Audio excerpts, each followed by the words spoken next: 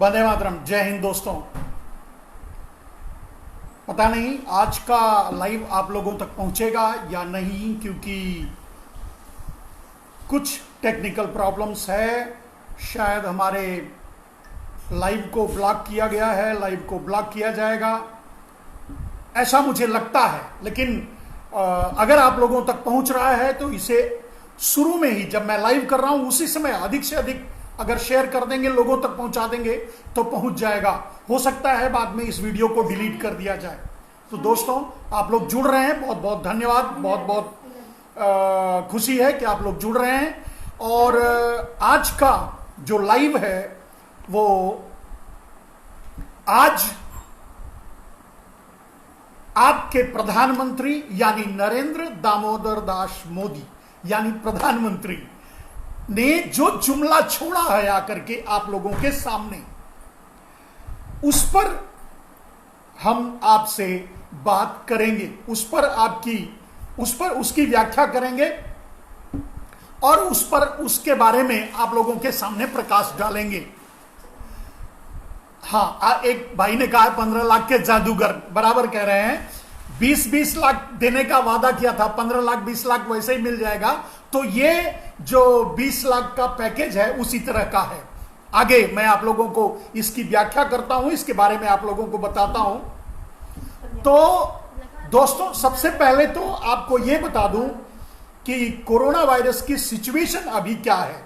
Corona virus की situation क्या है आज के इस समय के आधार पे। आज का जो की स्थिति है 72,955 यानी 73,000 पहुंच चुका है कोरोना वायरस। इसका अर्थ यह है कि चाइना से के करीब हम 80 के आसपास 86,000 है चाइना का, हम उसके पास आ चुके हैं। लेकिन एक्टिव कोरोना वायरस अभी एक्टिव पेशेंट हैं हमारे यहां। हम चाइना को बहुत पहले आगे छोड़ चुके हैं। हम यूएसए से, अमेरिका से एक कदम पीछे हैं एक्टिव पेशेंट में। चाइना को हम बहुत पहले पीछे छोड़ चुके हैं। तो कहने का मतलब यह है कि हम चाइना से आगे निकल चुके हैं कोरोना वायरस में। आपके चौकीदार की ही देन है। जो कोरोना वायरस भारत में है तो हम उससे आगे निकल चुके हैं। 2,355 लोग मर चुके हैं। और सबसे बड़ी बात, उससे ज्यादा जो दर्दनाक विषय है वो ये है कि आप देख रहे हैं हर रोड पर, अगर आप एनडीटीवी देखते होंगे तो जरूर आप नोटिस करते होंगे कि हर रोड पर एक स्टेट से दूसरे स्टेट में जाते समय लोग मर रहे हैं। एक्सीडेंट से मर रहे हैं, भोजन के बगैर मर रहे हैं, दवा के बगैर मर रहे हैं, बीमार होकर मर रहे हैं, किसी न किसी कारण बस मर रहे हैं मजदूर और लोग। और आप समझ लो, उससे भी मजाक वाली बात यह है कि ट्रेन शुरू की गई है। अब ट्रेन शुरू, मजदूरों के लिए तो ट्रेन है ही है, चल रही है। पता नहीं कहां चल रही है, कहां से कहां जा रहे हैं, किसको मिल रहा है, अगर किसी को ट्रेन मिलती तो वो पैदल क्यों चलता और अपनी जान देता। लेकिन सबसे जो गंभीर विषय है कि अभी जो ट्रेन चलेगी, कुछ ट्रेनें एयर कंडीशन ट्रेनें चलाई जा रही हैं और वो बुकिंग ऑनलाइन किया जाएगा। तो वो इन मजदूरों के लिए कौन सा काम आएगा जो आज रोड पे बेहाल होकर रोड पे एक जगह से दूसरी जगह जाने की कोशिश कर रहे हैं, अपने घर पहुंचने की कोशिश कर रहे हैं। तो उनके लिए इससे कोई फायदा नहीं है। ना तो उनके पास पैसा है बुक कराने का, ना ही उनके पास वो साधन है कि वो ऑनलाइन जाकर के अपनी बुकिंग कराएं और एक जगह बैठ के इंतजार करें। ये तो उन लोगों के काम आएगा जो अपने अपने घरों में अभी लॉकडाउन है, अगर अपने प्रदेश, अपने स्टेट जाना चाहते हैं, अपने गांव जाना चाहते हैं तो उनके लिए काम आएगा। इससे बड़ी बात और है दोस्तों कि कल से मेरे ख्याल से भारत बंदे फिर से शुरू हो रहा है।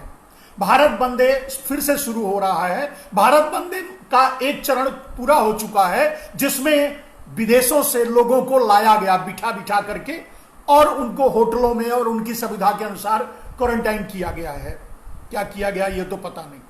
लेकिन अभी भारत बंदे का दूसरा चरण शुरू हो रहा है, जिसमें विदेशों से और भी हवाई जहाजों में बिठाकर लाए जाएंगे लोग भारत में। लेकिन इसमें जो सवाल खड़ा होता है, क्या भारत बंदे पैसे वालों के लिए ही है, विदेश घूमने वालों की क्षमता रखने वालों के लिए है, या अमीरों के लिए है भारत बंदे? भारत का बंदे जो है, भारत का बंदे जो है वो सिर्फ अमीरों के लिए है, इन मजदूरों और गरीबों के लिए नहीं है। यह सबसे बड़ा गंभीर विषय है। खैर, ये दो बातें मैंने जो सामाजिक थी उस पर मैंने आपका प्रकाश डाला, जो सिचुएशन है आज कोरोना वायरस का, और सरकार की नीतियां क्या हैं मजदूरों के प्रति। आज आपका चौकीदार, अब आज का जो विषय था वो मूल विषय यही था कि चौकीदार आकर के जुमला छोड़ेगा तो हम उसकी व्याख्या करेंगे। जुमले की तो हद कर दी आपके चौकीदार ने, उस पर मैं प्रकाश डालूंगा 1 by 1। मैंने पूरा रिकॉर्ड करके रखा है। तो आज आपका चौकीदार आया वेल ड्रेस्ड, बहुत बढ़िया dress, designer dress, well dress designer dress पहने हुए, मैचिंग गमछा कंधे पर डाले हुए, और वेल ट्रिम्ड, मतलब बढ़िया से ट्रिम की हुई दाढ़ी, बाल ट्रिम किया हुआ, क्लीन शेव्ड। तो आपका चौकीदार सज धज करके आज आपके सामने आया। ऐसा लग रहा था कि जैसे भारत को 21वीं सदी में पहुंचा करके आया है। इतना खिला हुआ चेहरा था, कोई सिकन नहीं थी, कोई दुख नहीं था। और दुख उनके लिए क्या करेंगे वो? उनके चेहरे पर जो मजदूर मर रहे हैं, जो भोजन के बगैर मर रहे हैं, जो भारत में कोरोना वायरस से सेंटरों में जिनको लॉकडाउन करके रखा है, उनको वहां जो मर रहे हैं, अव्यवस्था है, या देश के हालात जो बनते जा रहे हैं, देश जो कोरोना दिन दूना रात चौगुना उन्नति करता जा रहा है, इस पर इसका कोई असर उनके चेहरे पर आपने नहीं देखा होगा। 2-2,500 आदमी मर चुके हैं, कई हजार लोग तो वैसे मर चुके होंगे भूखे, जो रास्ते में या अभी मर रहे हैं लगातार और परेशान हैं, आगे और भी मरेंगे। लेकिन इन सब चीजों का कोई असर आपके चौकीदार के चेहरे पर नहीं था। आपने देखा कि वेल ड्रेस डिजाइंड, मैच्ड गमछा और ट्रिम्ड दाढ़ी, ट्रिम की हुई दाढ़ी और बाल, मस्त एकदम फ्रेश, जैसे भारत को उन्होंने 21वीं सदी में पहुंचा दिया है। इस पोज में आज आपका चौकीदार आपके सामने आया था।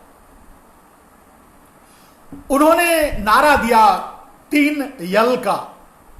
उन्होंने नारा दिया 3 यल का। 3 यल के बारे में उन्होंने जिक्र किया, वो मैं आपको बाद में बताऊंगा। उन्होंने आते ही जुमला, मतलब आते ही जुमलों की बौछार कर दी।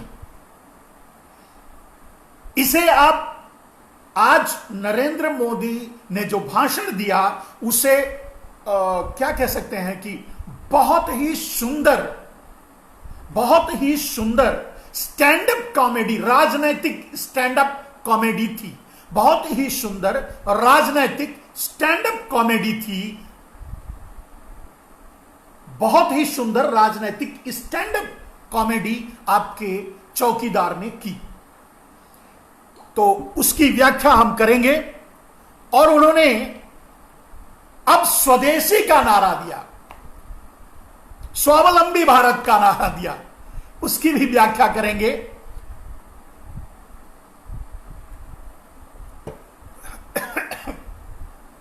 दोस्तों हम काढ़ा पी रहे हैं, आप भी काढ़ा जरूर बना करके पिया करें। तो आत्मनिर्भर भारत का नारा उन्होंने आज दिया। इट्स अ वेल डन जुमला, मतलब इससे बड़ा जुमला कोई हो ही नहीं सकता। आत्मनिर्भर भारत का नारा वो चौकीदार आपके सामने आकर देता है जो 100% एफडीआई इन 100 सेक्टर लाया था। इन 7 सालों में, इन 7 सालों, आज आपका चौकीदार आपके सामने कहता है भारत को आत्मनिर्भर बनना होगा, आपको लोकल यूज करना होगा और लोकल के लिए वोकल होना पड़ेगा। लेकिन आपने नोट किया होगा कि यही वो चौकीदार है जो 100% एफडीआई इन 100 सेक्टर लाया था। यानी सभी क्षेत्रों में विदेशी पूंजी लगेगी और विदेशी सामान बनेगा और विदेशी आकर के बनाएंगे। ये वही चौकीदार है जो आज आत्मनिर्भरता का नारा दे रहा है, स्वदेशी का नारा दे रहा है। कितना बड़ा मजाक किया।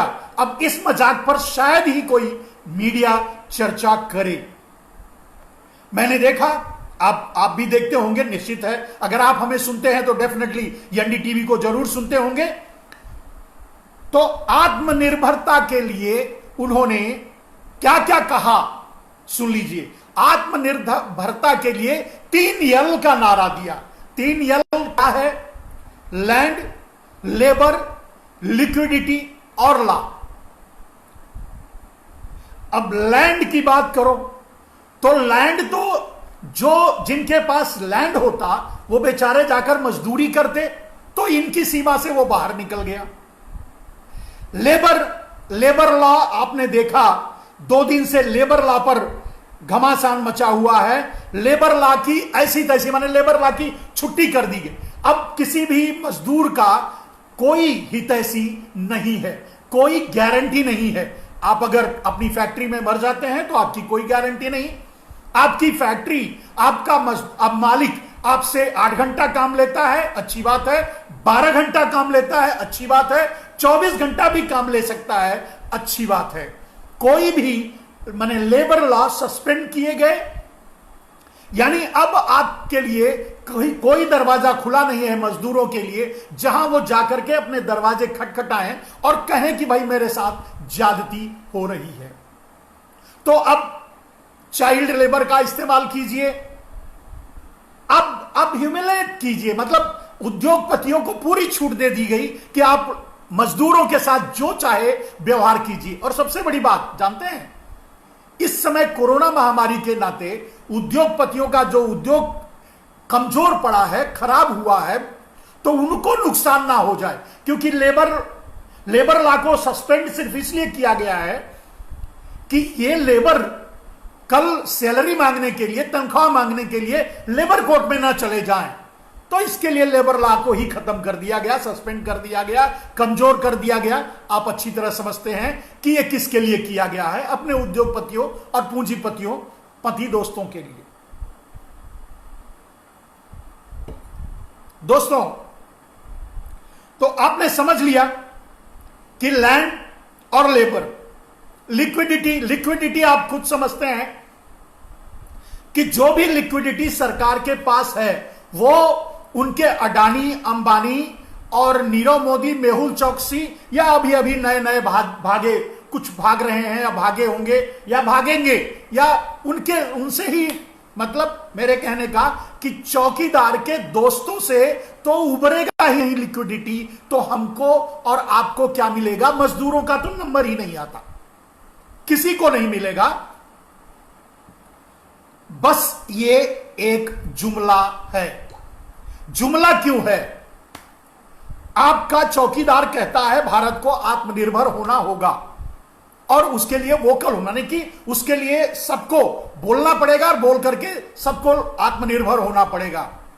अब इस आपके चौकीदार को मैंने भी 3 टाइटल दिया है,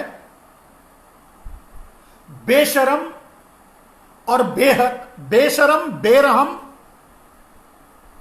और धोखेबाज। तो इसे बीबीडी कह सकते हैं। उन्होंने 3 नारा का दिया, हमने बीबीडी कह रहे हैं। बेशरम, बेरहम और धोखेबाज। तो आपका चौकीदार बेशरम है, उसने आकर के उन मजदूरों के आज की तकलीफों के या कोरोना वायरस से दी गई तकलीफों के या इस लॉकडाउन में हो रही परेशानियों के किसी चीज पर कोई बात नहीं बोला। हां, जो आज मजदूर पैदल जा रहे हैं, जो मजदूर ट्रेन के नीचे आकर के मर गए, या मजदूर जो रास्ते में जाते हुए साइकिलों से या किसी न किसी तरह से रोज मर रहे हैं, या बगैर भोजन के तड़पते हुए लोग पैदल ऑटो से, रिक्शा से, साइकिल से अपने अपने घरों पर जा रहे हैं, उनको उन्होंने नाम दिया आपके चौकीदार ने कि ये जो कर रहे हैं ये तो तपस्या कर रहे हैं, ये तपस्या कर रहे हैं देश के लिए, यानी उद्योगपतियों के लिए। अब रह गई बात, सबसे बड़ी बात जो उन्होंने ये कहा कि आत्मनिर्भर, उनके बातों में आज की पूरे जुमले में एक बात की व्याख्या की जा सकती है, आत्मनिर्भर भारत। तो नरेंद्र मोदी ने तो 7 साल 100% एफडीआई के जरिए भारत को बर्बाद किया, मेक इन इंडिया के नाम पे लोगों को ठगा और भारत के उत्पादन को पूरी तरह से खत्म कर दिया, और भारत उत्पादन के क्षेत्र में चीन या विदेशी कंपनियों पर डिपेंड हो गया। यानी अब विदेश से माल लाकर ही भारत बेच रहा है, या अमेरिका विदेश चाइना से माल ला करके भारत में दे रहा है, बेच रहा है, वही हम और आप प्रयोग कर रहे हैं। ये स्थिति आपके चौकीदार ने आपको दी, और आज आपसे जुमला छोड़ता है कि आपको आत्मनिर्भर होना पड़ेगा। अब अगर उस चौकीदार से पूछा जाए कि हम आत्मनिर्भर कैसे होंगे, आपने तो 100% एफडीआई ना 100 सेक्टर ला दिया, हमारे लिए तो कुछ बचा ही नहीं है, तो हम आत्मनिर्भर कहां से होंगे। लेकिन एक चीज आप समझ लो, चौकीदार को इतना तो समझ में आ रहा है कि जो मजदूर गांव जा रहे हैं वो फिर से वापस नहीं आएंगे, तो जो छोटे मोटे व्यापारी और उद्योगपति जो शहरों में बचेंगे वो भी गांव जाएंगे और वहीं अपना बिजनेस खड़ा करेंगे। तो आत्मनिर्भर भारत के आत्मनिर्भरता की बात और स्वदेशी होने की बात तो मजबूरी है। आज अगर इस चाइना, इस मतलब माहौल में अगर आपका चौकीदार ये कहे कि भाई ये सामान हम अमेरिका से मंगा लेते हैं, ये चाइना से मंगा लेते हैं, ये यहां से मंगा लेते हैं, कैसे करेगा?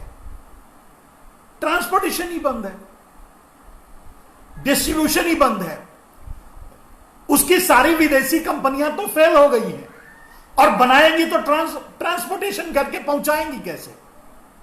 तो जो हमारी आज मजबूरी है उसका भी, आज मजबूरी क्या है कि मजदूर गांव जाएं और अपने गांव रहें, और यहां तक कि मजबूरी यह है कि मजबूरी क्या, उनमें इतनी वितृष्णा हो चुकी शहर के प्रति कि वो कह रहे हैं कि हम फिर से आएंगे भी नहीं। तो आगे भविष्य में होगा क्या, जिसके बारे में आपको पहले भी मैं बताया था, और वही होने वाला है, और वही मैं आपको उसका ब्लूप्रिंट रखने वाला था, लेकिन कल मैं आप लोगों के सामने नहीं आ सका। आज इनका मुद्दा लेके मैं कल इसके बारे में, ब्लूप्रिंट के बारे में बताऊंगा, स्वदेशी ब्लूप्रिंट। तो आज मजबूरी है कि लोग गांव में जाएंगे, जो मजदूर, और गांव से नहीं आएंगे तो गांव में उद्योग तो लगाने ही पड़ेंगे। तो आपका चौकीदार पहले से ही साजिश कर रहा है कि उसका भी श्रेय हम ले कि देखिए हमने स्वदेशी का मॉडल डेवलप किया, हम गांव का विकास करना चाहते हैं। गांव का विकास नहीं, ये तो गांव का विनाश करना चाहता था आपका चौकीदार, लेकिन इस कोरोना वायरस ने सारी सत्ता पलट दी। लेकिन आज भी आपका चौकीदार साजिश ही कर रहा है। आपके साथ, मजदूरों के साथ जो ज्यादती कर रहा है, उसके पीछे उसकी मंशा यही है कि मजदूर जो शहरों के व्यापार हैं, उद्योग हैं, प्रोडक्शन है, उत्पादन है, वो बंद हो जाए। जब बंद हो जाएंगे तो अमूमन उसे बाहर से लाना ही पड़ेगा। जब बाहर से लाएगा तो मजबूरी दिखाएगा कि मैं बाहर से ला रहा हूं, यानी अपने आकाओं का, यानी जो उन्हें प्राइम मिनिस्टर बनाया है, अमेरिका और चाइना, उनका शुक्रिया अदा करेंगे और उनका कर्ज उतारेंगे। यह है मोदी की साजिश। तो आगे एक और बात कहा, आपके चौकीदार ने वसुधैव कुटुंबकम की बात की। अब आपके चौकीदार से यह पूछा जाए इस जुमले के बारे में कि वसुधैव कुटुंबकम का अर्थ क्या होता है। नरेंद्र दामोदर दास मोदी, आप अपने ही देश में रहने वाले कुछ लोगों को आपने डिटेंशन सेंटर में कई लाख लोगों को डिटेंशन सेंटर में डाल रखा है एनआरसी के नाम पे, और आप वसुधैव कुटुंबकम की बात करते हैं। आप बोलो, ये है मजाक या नहीं है? ये देश के साथ मजाक है, ये पूरे पूरे समाज के साथ मजाक है, ये तो मजाक है, ये तो जुमला है। अब कितना भद्दा जुमला है, कितना गंदा जुमला है वसुधैव कुटुंबकम। वसुधैव कुटुंबकम का अर्थ क्या होता है पता तो नहीं होगा आपके चौकीदार को। अगर इतना ही पता होता वसुधैव कुटुंबकम का अर्थ, तो वो एनआरसी ला करके, सीएए ला करके, पहले एनआरसी ला करके कई लाख लोगों को डिटेंशन सेंटर में नहीं डालता। और डिटेंशन सेंटर में डालने का पाप का परिणाम ही है कि पूरा भारत आज आइसोलेशन में चला गया है, डिटेंशन सेंटर में बन गया है, पड़ गया है। आज वो लोग जो नरेंद्र मोदी के लिए नारा लगाते थे, हर हर मोदी, घर घर मोदी करते थे, मोदी मोदी करते थे, आज वो आगरा या रांची या किसी डिटेंशन सेंटर में बंद हैं और उनके लिए कोई सुविधा भी नहीं, खाने के लिए नहीं, पीने के लिए नहीं, मर रहे हैं वैसे ही। तो यह है कि मेरे कहने का अर्थ कि आपका बेरहम और बेगैरत, बेरहम और बेशरम प्रधानमंत्री एनआरसी ला करके कई लाख लोगों को डिटेंशन सेंटर में डालता है और परिणाम होता है कि पूरा भारत डिटेंशन सेंटर बन जाता है।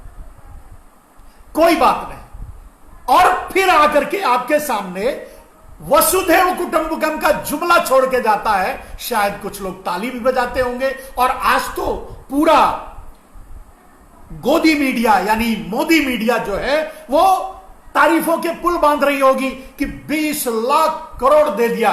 20 रुपया भी नहीं मिलने वाला है मेरे दोस्तों। ये 20 लाख करोड़ अंडरग्राउंड करके दे देगा अपने अडानी और अंबानी और रामदेव और श्री श्री 420 श्री श्री रविशंकर को। तो ऐसे लोगों को दे देगा। ये आप तक नहीं पहुंचने वाला है, हम तक नहीं पहुंचने वाला है। आम आदमी या गरीब या बेरोजगार या जो आज भूखे नंगे अपने अपने घरों तक पहुंचने की कोशिश में अपने जान गंवा रहा है, उनको कुछ नहीं मिलने वाला है। अब रह गई बात, आपके चौकीदार ने कहा हमने आपदा को अवसर में बदला, हमने आपदा को अवसर में बदला। अब उसकी व्याख्या क्या है कि आपने आपदा लेके आए, साजिश करके आपने आपदा ले आया। आपको पता था कि आपदा में दुनिया पड़ रही है, हम बच सकते हैं अगर चाहे तो। अगर जनवरी के पहले सप्ताह में लॉकडाउन किया गया होता तो, या मार्च के पहले सप्ताह में लॉकडाउन किया, जनवरी के पहले, माफ कीजिएगा, फरवरी के पहले सप्ताह में लॉकडाउन किया गया होता तो कोरोना वायरस से हम बच सकते थे। लेकिन नमस्ते ट्रंप के करके करने के नाते उन्होंने फरवरी के पहले सप्ताह में लॉकडाउन नहीं किया। चलो मार्च के पहले सप्ताह में भी लॉकडाउन कर दिया गया होता तो तब भी भारत बच सकता था एक हद तक, लेकिन तब भी आपका चौकीदार लॉकडाउन नहीं किया। मध्य प्रदेश की सरकार बना करके 23 मार्च को सरकार बना करके 24 मार्च को लॉकडाउन किया।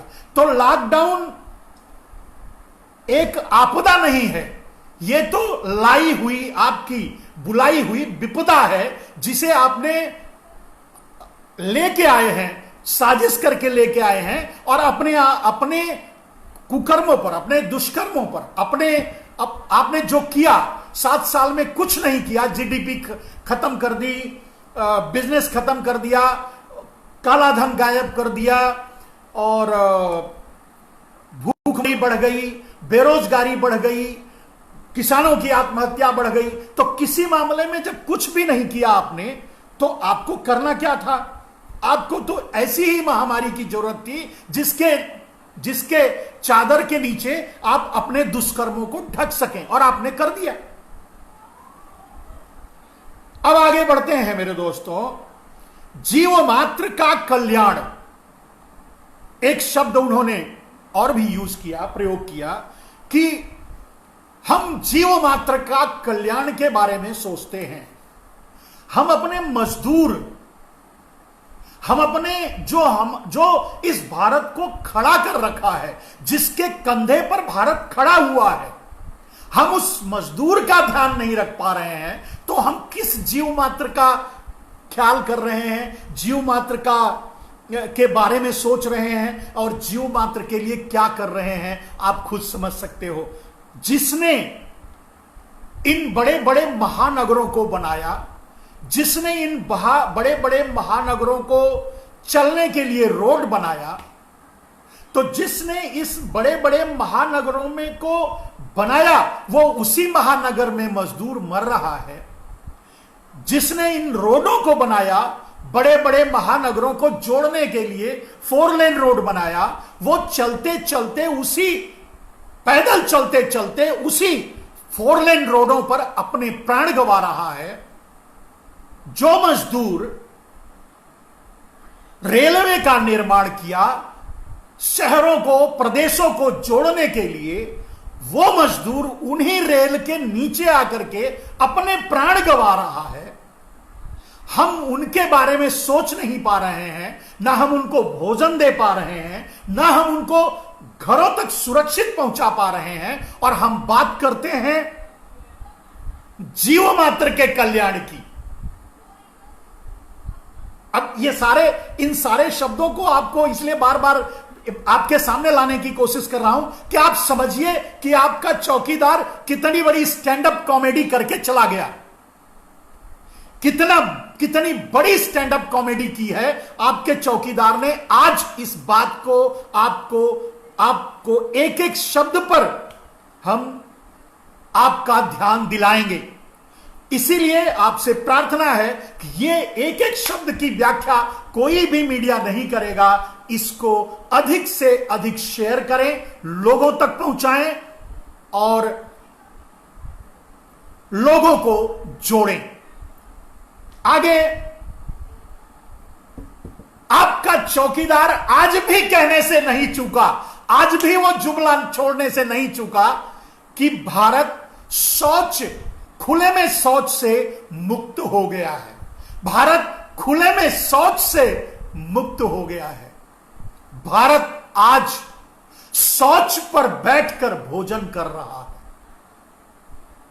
आप देखो, जो गरीब, जो मजदूर, जो बेसहारा, जहां कोई बैठ नहीं सकता, इस धूप में, इस जलती हुई दोपहरी में, जलते हुए धूप में कहां नहीं भटक रहा है और वहां बैठकर भोजन कर रहा है।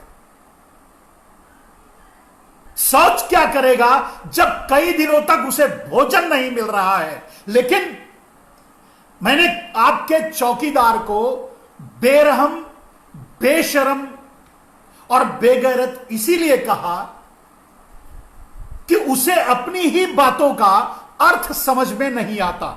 अगर उसे अर्थ समझ में आता तो आज खुले में शौच मुक्त भारत हो गया है, यह नारा नहीं देता, यह जुमला आज नहीं छोड़ता। कम से कम यह बेशर्मी की इंतहा है।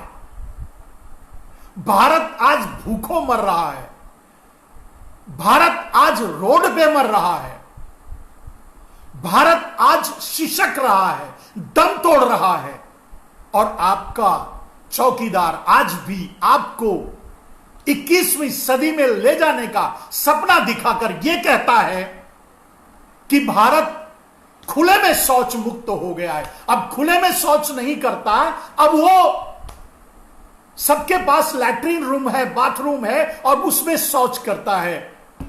रे निर्दयी, बेशरम, बेहया, भारत को चलाने वाली, भारत के नस नस में बसने वाली वो मजदूर सेना आज भोजन के लिए तड़प रही है, सड़कों पर बिलख रही है, सहारा मांग रही है, और तू शौच की बात करता है, खुले में शौच के बारे में जुमला छोड़ता है। हद। आपका चौकीदार एक और जुमला छोड़ा। योग दिवस भारत की बहुत बड़ी उपलब्धि है।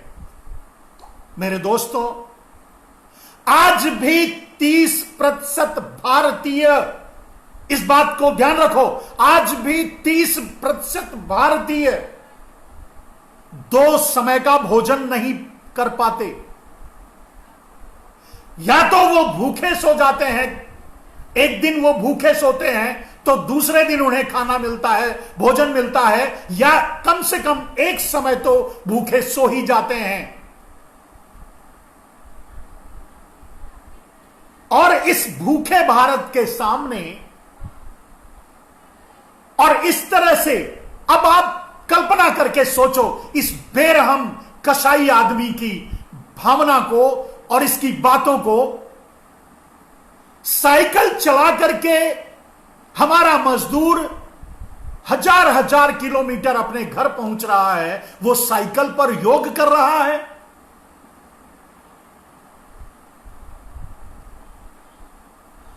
ट्रकों के पीछे लटक लटक करके ऐसे ऐसे दृश्य देखे हैं कि रोंगटे खड़े हो जाएं। ट्रकों के पीछे लटक करके, मिक्सर मशीन में बैठ करके, पुलिस की लाठी खा करके लोग अपने घर पहुंच रहे हैं, ये योग कर रहे हैं भारत। सोच, आप सोचिए इस आदमी के बेरहमी और बेशर्मी को। बेरहम भी है और बेशर्म भी है। अगर जरा भी रहम होती तो आज वो स्टैंड अप कॉमेडी करने के लिए वेल ट्रिम होकर के नहीं आता, एक साधारण आम आदमी की तरह आता, बोलता आपसे, और उनके बारे में बोलता जो मजदूर आज सड़क पे मर रहा है, उसके बारे में एक शब्द भी आपके चौकीदार ने अपने मुंह से नहीं निकाला।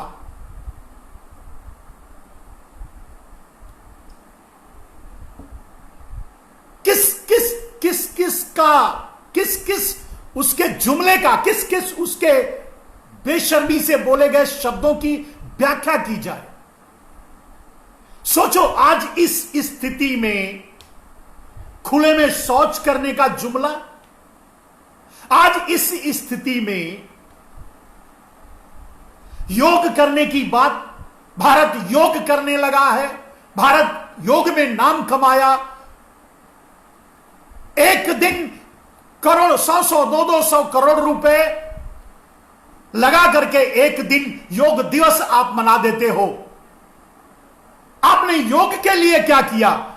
बेशरम इंसान, आपने योग के लिए क्या किया? अगर करना ही होता तो पूरे भारत की शिक्षा व्यवस्था में 1 घंटे का योग ही डाल देते। जुमला, आदमी जुमला छोड़ने में माहिर है। आगे एक और चीज उसने याद दिला दी आज मेरे दोस्तों, जिसकी व्याख्या मैं हमेशा करता रहता हूं, उसने बताया कि मैं मुख्यमंत्री, मैं बड़ा बुरा दिन देखा हूं, कक्ष में जब भूकंप आया था, लाशों से भरा पड़ा था, मैंने वो दिन देखा है। दोस्तों,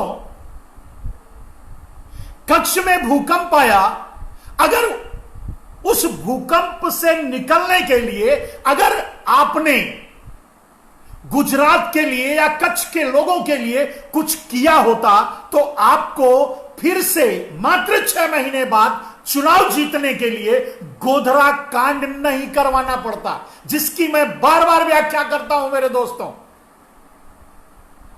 तो आज के दिन भी आपने, आपके चौकीदार ने कक्ष की याद दिला दी। इसके लिए मैं फिर से आपको याद दिला दिया कि आपके चौकीदार ने कक्ष में क्या किया था।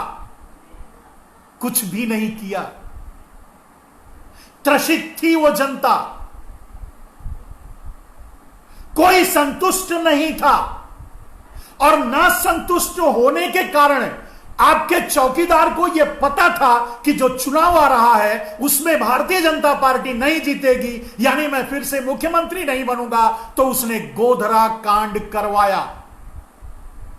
अपने ही 59 कार सेवकों को जलवा करके पूरे गुजरात में दंगा करवाया, और उस दंगे के बहाने हिंदू और मुसलमान का नारा दे करके बाद में चुनाव जीत करके मुख्यमंत्री बना। यह देश के दुर्भाग्य की शुरुआत थी, जो आज आपका प्रधानमंत्री, आपका चौकीदार प्रधानमंत्री की कुर्सी तक पहुंच गया। तो आपके चौकीदार ने ही जुमले के रूप में याद दिला दी, इसके लिए वो भी आपके सामने रख दिया।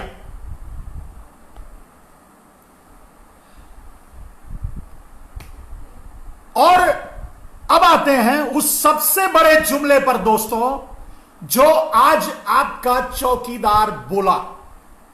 20 लाख करोड़ का पैकेज देने की बात आपका चौकीदार कर रहा है। आपको भरोसा है? मैं आपसे पूछता हूं, किसे इस बात पे भरोसा है? 15-20 लाख 2013 में 14 में प्रधानमंत्री बनने से पहले आपका चौकीदार सबको दे रहा था। कितने लोगों को 20 रुपया दिया है? आपका चौकीदार इस मुसीबत की घड़ी में, इस विपत्ति की घड़ी में भी जुमला छोड़ गया।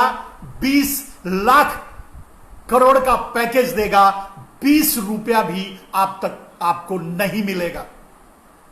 और 20 लाख करोड़ का पैकेज आप दोगे नहीं दोगे ये छोड़ दो, मैं तो बस इतना कहता हूं, बेशरम और बेरहम चौकीदार जी, हमारे मजदूरों को उनके घरों तक सुरक्षित पहुंचा दो।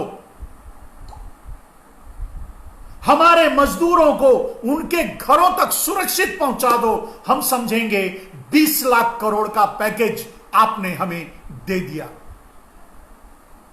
और दोस्तों, आप जो आज साइकिल चलाकर जो मजदूर आज अपने घरों को जा रहा है, रिक्शा गाड़ी, ऑटो, हाथ गाड़ी, यहां तक कि अपाहिज, एक फिजिकल चैलेंज आदमी अपनी ट्राइसाइकिल को चलाकर जा रहा है 100 को किलोमीटर दूर, अपने 200 किलोमीटर दूर, 1000 किलोमीटर दूर अपने घरों को, अगर उनको सुरक्षित उनके घरों तक पहुंचा दो, यही हम समझेंगे कि 20 लाख करोड़ का पैकेज मिल गया।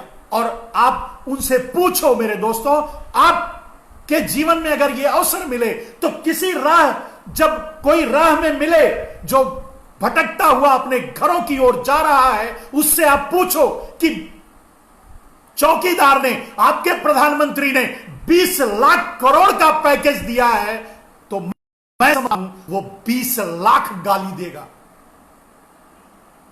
उसका मुंह बंद नहीं होगा। कैसे नहीं देगा? आप सोचो, भूखा प्यासा साइकिल चला करके कैसे कैसे किस पैदल चल रहा है, भूखा प्यासा पैदल चल करके जो अपने घरों को जा रहा है, वो इस जुमले को सुनेगा तो उसको कैसा लगेगा? किसी को सुना के आप देखना, किसी मजदूर से सुना करके और उसकी प्रतिक्रिया लेना।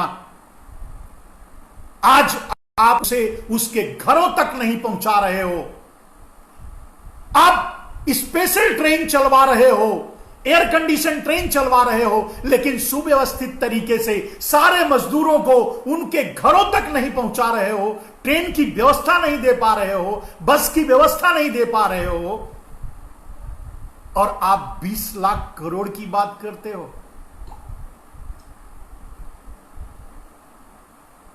बेरहमी और बेशर्मी की इंतहा है। आज तक मैंने अपने जीवन में 60 साल में किसी राजनीतिक को, किसी पॉलिटिशियन को इतना बड़ा बेशर्मी से, बेहयाई से ऐसे भाषण देते नहीं देखा है। कम से कम वर्तमान परिस्थितियों पर वो बोलता है। आज अगर आपका प्रधानमंत्री कम से कम 2 शब्द का संवेदना ही व्यक्त कर देता, जो मजदूर मर रहे हैं रोड पे, जो मजदूर राह चलते मर रहे हैं, जो ट्रेन के नीचे आके मर रहे हैं, जो भूख प्यास से मर रहे हैं, संवेदना ही व्यक्त कर देता, लेकिन उसका भी शब्द उसके पास नहीं था। आप खुद समझ सकते हैं कि आपका चौकीदार क्या है। आप समझिए, 20 लाख करोड़ का जो पैकेज आएगा वो मोदी, पारेख, शाह, मेहता से तो बचेगा ही नहीं, उबरेगा ही नहीं, आप तक तो पहुंचने का सवाल ही नहीं उठता। उनके मित्रों से ही खाली नहीं होगा, उनके मित्रों को ही नहीं हो पाएगा तो वो आपको कहां देंगे?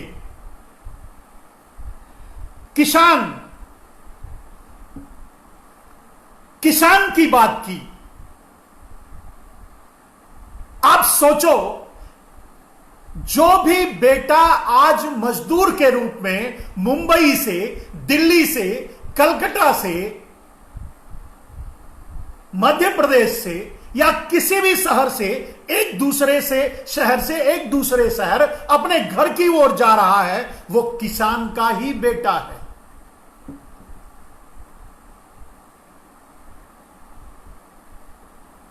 किसान की तुम बात करते हो और उसी किसान के बेटे को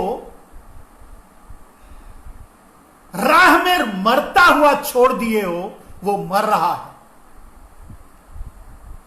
तो बेरहम और बेशरम कैसे न कहा जाए मेरे दोस्तों।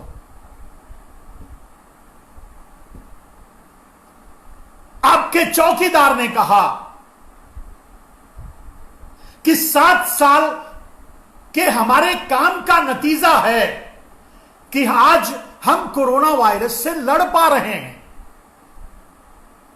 अब इससे बड़ा तो जुमला आपको कहीं नहीं मिलेगा। 7 साल में नरेंद्र दामोदर दास मोदी ने ऐसा कौन सा काम किया है जो आज कोरोना वायरस की लड़ाई में काम आ रहा है? चलिए, उनका सबसे बड़ा ड्रीम प्रोजेक्ट खुले में शौच नहीं करना, यानी सबको उन्होंने, अगर वो कहते हैं कि हमने सबको बाथरूम यानी लैट्रिन रूम बना के दे दिया है, तो क्या आज सभी लोग आइसोलेशन में, लॉकडाउन है उसी लैट्रिन रूम में? वो लैट्रिन रूम या वो बाथरूम या वो जो उन्होंने बना के दिया है, वो किस काम आ रहा है? या इन 7 सालों में उन्होंने मूर्ति बनाई है, वो किस काम आ रहा है? या इन 7 सालों में उन्होंने बुलेट ट्रेन का अनाउंसमेंट किया, अभी तो आया भी नहीं है, वो किस काम आ रहा है? 7 साल के इन 7 सालों में आपका चौकीदार या उसका कोई भक्त एक भी काम बता दे कि कोई एम्स बनाया, कोई हॉस्पिटल बनाई, कोई शिक्षा संस्थान बनाया, क्या बनाया जो आज कोरोना वायरस की लड़ाई में काम आ रहा है। भारत का जो उत्पादन था वो भी खत्म कर दिया आपके चौकीदार ने। आपके चौकीदार ने कहा कि भारत इसके पहले पीपीई किट नहीं बनाता था। मेरे दोस्तों, आपको जानकर आश्चर्य होगा कि भारत पीपीई किट का प्रारूप कुछ और होता था, लेकिन यहां मेडिकल इक्विपमेंट की बात करेंगे। मेडिकल इक्विपमेंट भारत बहुत अच्छे तरीके से ज्यादा मात्रा में उत्पादन करता था और एक्सपोर्ट भी करता था। लेकिन जब नरेंद्र मोदी 7 साल पहले गद्दी पर बैठे, उसके बाद से 100% एफडीआई इन 100 सेक्टर भारत में चाइना का medical equipment, medical instrument, medical equipment इतना ज्यादा भर गया कि यहां का उत्पादन ही खत्म हो गया, ठप हो गया।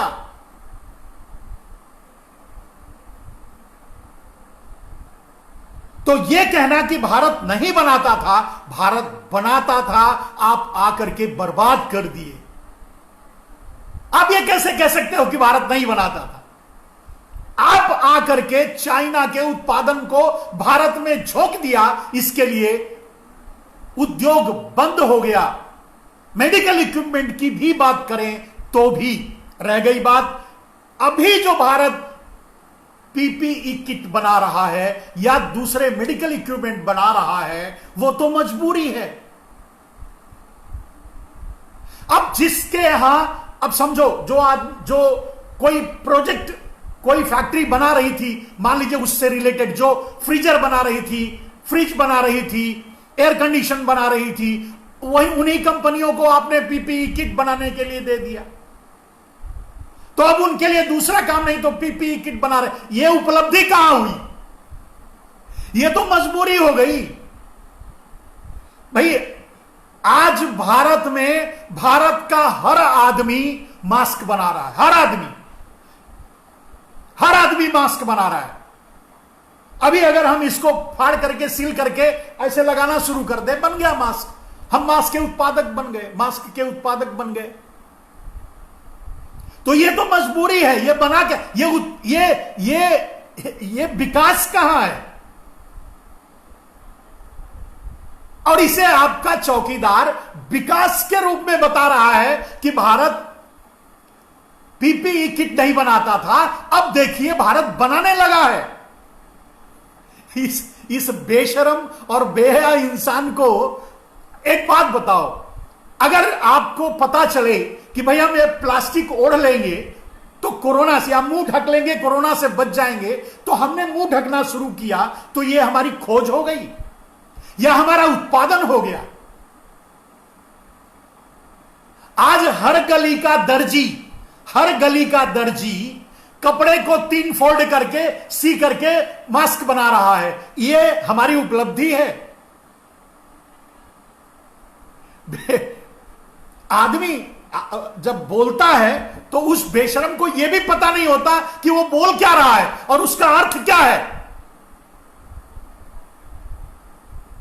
पीपीई किट कौन बना रहे हैं?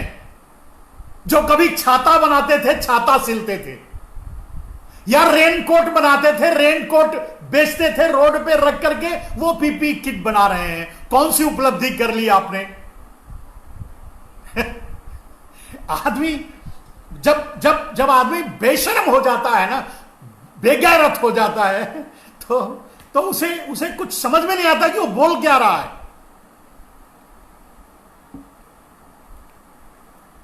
सात साल के नरेंद्र, आपके प्रधानमंत्री, आपके चौकीदार के कुकर्मों का ही नतीजा है कि आज भारत इतने बड़े संकट से गुजर रहा है।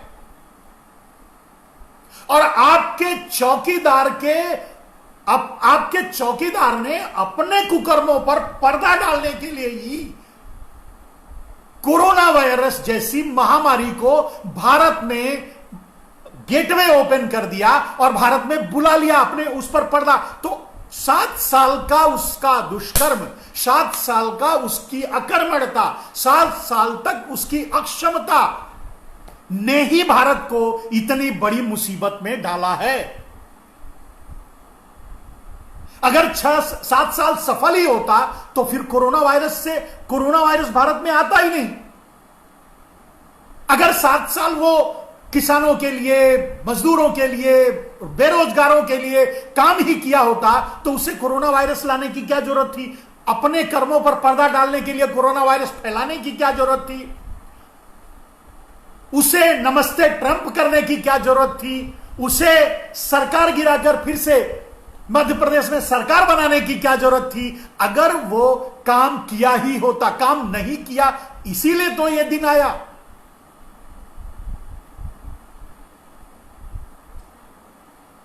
दोस्तों, आपने बड़ी अच्छी अच्छी चीजें कमेंट में लिख रहे हैं। अभी मैं अपनी बातें क्या करके आपके कमेंट पर ध्यान दूंगा। आपका चौकीदार आज एक और जुमला छोड़ा, बोला देखिए मैंने खादी का नाम लिया कि खादी का प्रयोग करो, कितना विकास हो गया खादी का। खत्म हो गया खादी, खत्म हो गया खादी मेरे दोस्तों। आपके चौकीदार के आने के बाद से खादी और भी बुरे दौर से गुजर रहा है। और सबसे बड़ा मजाक तो आपका चौकीदार ही लेनिन ब्रांड पहनता है, आपका चौकीदार ही विदेशी कपड़ा पहनता है, वो खुद खादी कहां पहनता? पहले ये पूछो, आप अपने चौकीदार से पूछो कि रे चौकीदार जी, आप खादी पहनते हो क्या? खैर, ऐसे मतलब आपको एक एक शब्द उसके बोले गए का मैं इसलिए व्याख्या कर रहा हूं कि आप उसकी हकीकत को समझते रहो, और अगर समझोगे तो ही दूसरों तक पहुंचाओगे। जो खुद लेनिन का कपड़ा पहनता है, जो खुद विदेशी कपड़ा पहनता है, वो कहता है कि मैंने खादी का विकास किया।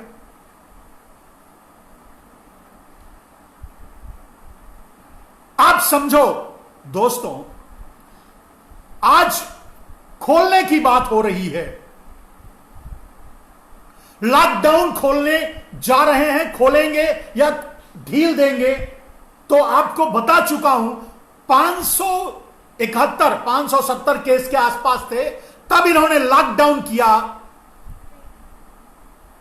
और जब 70,000 के ऊपर हैं तब लॉकडाउन में ढील देने जा रहे हैं, लॉकडाउन खोलने जा रहे हैं। हम समझते हैं हम चाइना से भी आगे निकल जाएंगे, 80,000 हम समझते हैं कि अगले 3-4 दिनों में लाख तक पहुंच जाएंगे। जब हम लाख अमेरिका के पीछे जाकर खड़े हो जाएंगे तब हम खोलने जा रहे हैं लॉकडाउन। कितना विवेकपूर्ण निर्णय है। अगर उस समय मजदूरों को उनके घरों तक पहुंचा करके लॉकडाउन किया होता, मार्च में, फरवरी में अगर यह किया होता तो कोरोना वायरस कहीं भी नहीं होता। जब इसने लॉकडाउन किया उसके 10 दिन पहले डिक्लेयर करके और सबको अपने अपने घरों तक छोड़ करके लॉकडाउन किया होता तो कोरोना वायरस तब भी इतना नहीं होता। लॉकडाउन, आज कोरोना वायरस ज्यादा फैलने का कारण ही लॉकडाउन है, क्योंकि जिनको लॉकडाउन किया गया है वो एक एक 10 बाई 10 की खोली में 10-10 आदमी रहते हैं। सोचो कि वो वहां फैलेगा या बचेगा।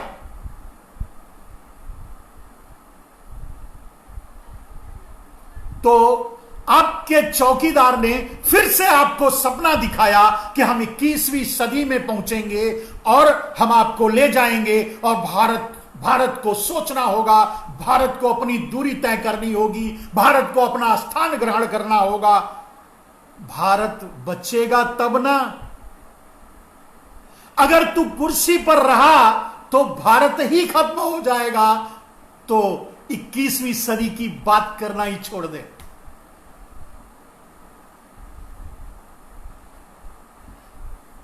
आपके चौकीदार ने आज एक और जुमला बोला मेरे दोस्तों, आचार और विचार।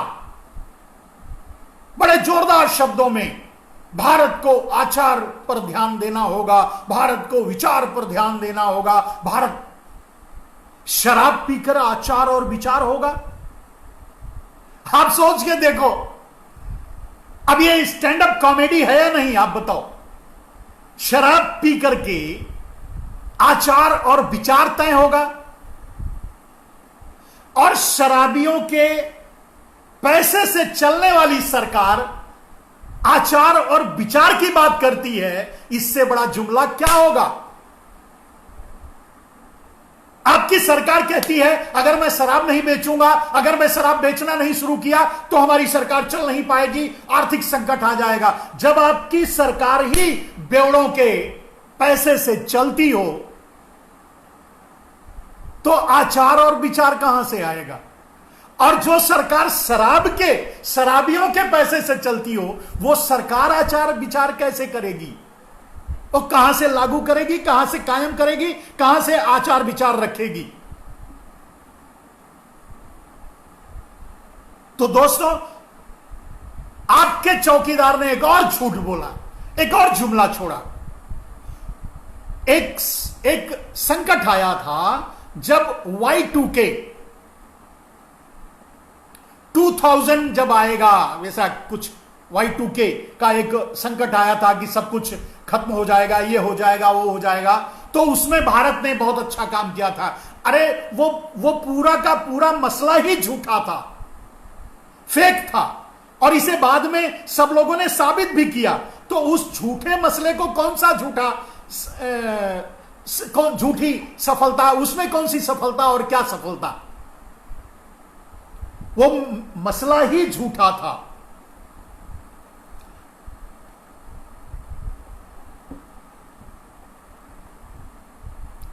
तो दोस्तों, मैंने अक्षरशः शब्दशः आपके चौकीदार की व्याख्या कर दी। आपका चौकीदार के लिए अगर दो शब्दों में कहा जाए तो इट्स वेल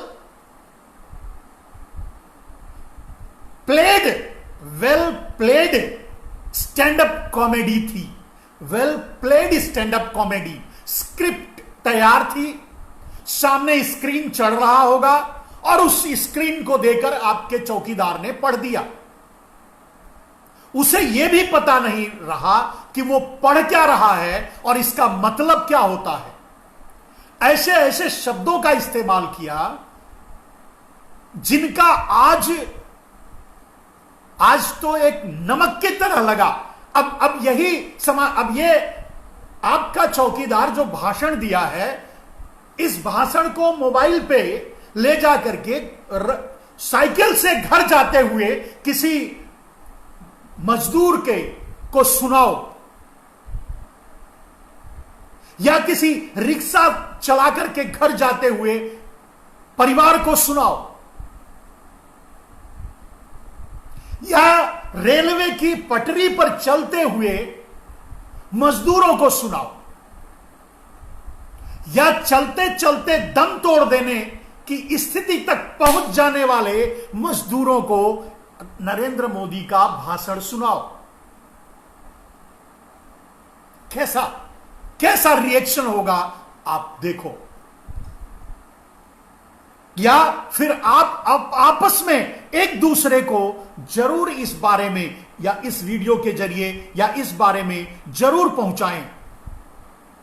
तो दोस्तों, आज भारत में जो मर रहे हैं, जिनकी दुर्दशा हो रही है, जिनको मरने के लिए छोड़ दिया गया है, जिनके लिए कुछ भी नहीं किया जा रहा है, उनके लिए एक भी शब्द आपका चौकीदार आज नहीं बोला। इसी के लिए आज मैंने यह शब्द दिया कि आपका चौकीदार बेरहम भी है और बेशरम भी है। बेरहमी से मार रहा है और बेशर्मी से अपनी वाहवाही कर रहा है। अब ये आपके ऊपर छोड़ते हैं, आप इस विषय को कितना समझेंगे, कितना समझ पाए हैं, ये आपके ऊपर डिपेंड करता है। और मेरी प्रार्थना है कि इसे अधिक से अधिक लोगों तक पहुंचाने की कोशिश करें। दोस्तों, मैं अपनी बात रख चुका हूं। आज जो कहने वाला था, आज मेरा पूरा फोकस था नरेंद्र दामोदर दास मोदी की स्टैंड अप कॉमेडी पर, उनके एक एक शब्द की व्याख्या करना, और एक एक शब्द की व्याख्या मैंने कर दी। अब आपसे, आप अगर मुझसे कुछ कहना चाहते हैं, अभी भी बहुत से लोग मुझसे जुड़े हुए हैं, अगर आप मुझसे कुछ कहना चाहते हैं, कुछ पूछना चाहते हैं, अब आप पूछिए। माफ कीजिएगा, इससे पहले जो ऊपर चला गया, आपने कोई कमेंट लिखा, उसको मैं कैसे पढ़ सकता हूं, पीछे करके नहीं पढ़ सकता। तो अगले 2-3 मिनट में और रहूंगा। अगर आप पूछोगे तो मैं ज्यादा देर रहूंगा। तो अगर आप पूछें, गुरुजी हम समझ गए, धन्यवाद बंधु। तो जो समझ गए हैं, बाबा जी यू आर अ ग्रेट, धन्यवाद बंधु। आप जैसे लोगों के नाते ही मेरा मनोबल बढ़ता है और मैं आप तक अपनी बात पहुंचाने की कोशिश करता हूं। यह मेरी बात नहीं है मेरे दोस्तों, मैं एक संत आदमी हूं, स्वयंभू संत हूं, किसी से एक पैसे का दान नहीं लेता, खुद कमाता हूं, खुद खाता हूं और मेहनत करता हूं। मेरे वस्त्र पर मत जाइए, मैं टेक्नोलॉजी की दुनिया, टेक्नोलॉजी के बिजनेस में हाथ बटाने वाला, छोटा सा बिजनेस चलाने वाला आदमी हूं। संत तो मैं गृहस्थ संत हूं, ना भिखारी हूं, ना भगोड़ा हूं, ना भिखारी हूं, भीखना मानने वाला संत रामदेव जैसा, और ना ही भगोड़ा हूं आपके चौकीदार जैसा। डट करके समाज से मुकाबला करने वाला व्यक्ति हूं। आज भी दिन में एक बार तो खाना मैं बनाता ही हूं। मेरी पत्नी है, मेरे नाती पोते हैं, सब हैं, फिर भी, क्योंकि घर में रहने का आनंद ही अलग है और परिवार के साथ जीने का, उनके साथ रहने का आनंद अलग है। जैसे अगर मुझसे कोई पूछे तो मैं अपने लिए नहीं डरता, अपने लिए नहीं जीता, मैं अपने नाती पोते बीबी बच्चों के लिए जीता हूं और उनके लिए डरता भी रहता हूं कि कहीं से कोई आफत भी ना आ जाए, और उसके लिए सारे प्रयास करता रहता हूं। अगर आपका चौकीदार भी, क्या कहते हैं उसको, रंडमुंडवा नहीं होता, यानी निर्बंसा नहीं होता, अगर निपुच्छा नहीं होता, उसका आगे पीछे कोई नहीं होता, अगर होता तो आपका चौकीदार भी डरता। अगर डरता तो वो कभी भी कोरोना वायरस को एक्सपेरिमेंटल लेवल पे भारत में लाने की कोशिश नहीं करता। संजय द्विवेदी ने लिखा, कृपया आप अब मुझे गुरु के संदर्भ में बताएं जिससे हमारा जीवन भी कृतज्ञ हो। मेरे दोस्त, मेरा कोई गुरु नहीं है। मैंने अभी अभी आपको बताया कि मैं गृहस्थ संत हूं, अपने घर का संत हूं। मैंने कभी हाथ नहीं फैलाए हैं, किसी से मांगा नहीं है, और ना ही आज भी मैं मेहनत करके ही खाता हूं। तो मैं ऐसा ही संत हूं। ना मैं भीख मांग करके अंपायर खड़ा करने वाला स्वामी रामदेव जैसा संत हूं, रामदेव जैसा संत हूं, और ना ही आपके चौकीदार जैसा घर का भगोड़ा हूं। आज भी घर परिवार लेकर चलता हूं। और कोई सवाल? दोस्तों,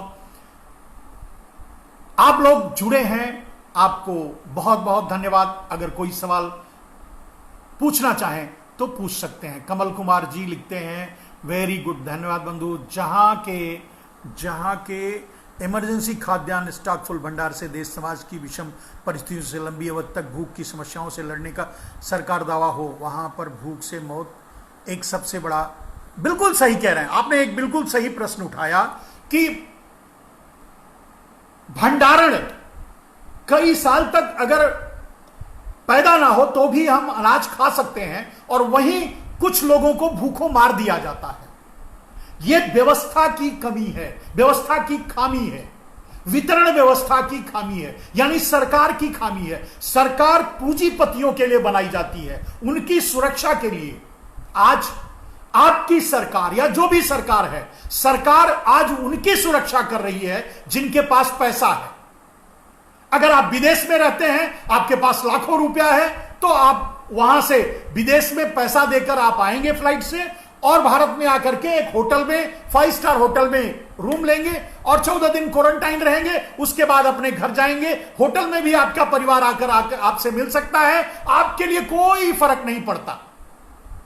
यानी पूंजीवाद की पराकाष्ठा है। और दोस्तों, कल मैं आप लोगों के सामने रखूंगा कि इस पूंजीवाद का अंत कर देगा यह कोरोना वायरस। इस कोरोना वायरस की महामारी से पूंजीवाद का अंत हो जाएगा। ये कैसे होगा, यह बात मैं कल बताऊंगा। यह बात मैं कल ही बताने वाला।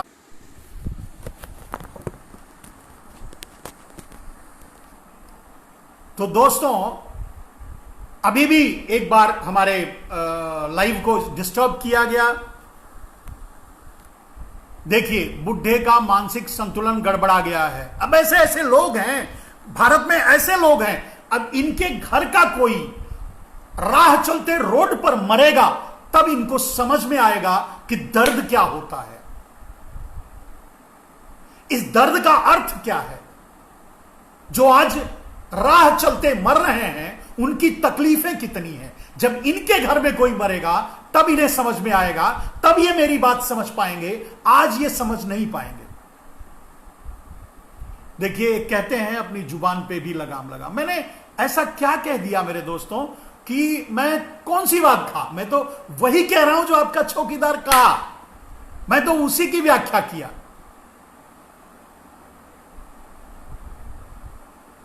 अब जिनको मोदी जी का भाषण समझ में नहीं, कुछ बात आपकी सही नहीं लगी, कुछ बात तो आदमी बोल जाता है भाई, आप ऐसा मान सकते हो। मेरी कौन सी बात सही नहीं लगी, आप बता सकते हैं? आपके चौकीदार ने पूरे देश के मजदूरों को रोड पे अपने हाल पे छोड़ दिया है और वो मर रहे हैं, और आप कह रहे हो मेरी बात अच्छी नहीं लगी।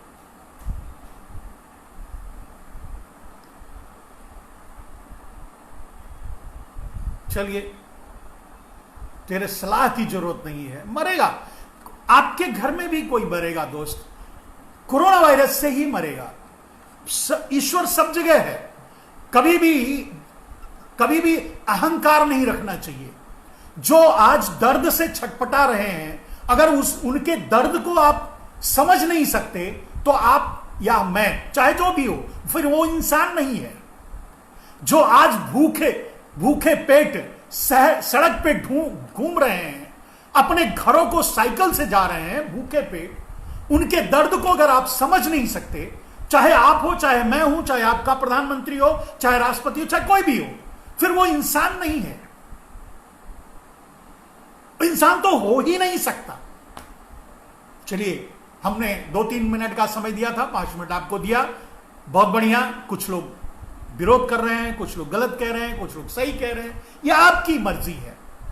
मेरा दर्द उनके साथ है जो आज मजदूर सड़क पर भूखे प्यासे अपने घरों को लौटने के लिए अपने परिवार के साथ जा रहे हैं या जाना चाहते हैं। उनके लिए आपके चौकीदार के पास एक सूखा शब्द भी नहीं था। सहयोग की तो बात छोड़ दीजिए, एक सूखा शब्द, संवेदना पूर्वक शब्द भी नहीं था। धन्यवाद। जय हिंद, वंदे मातरम।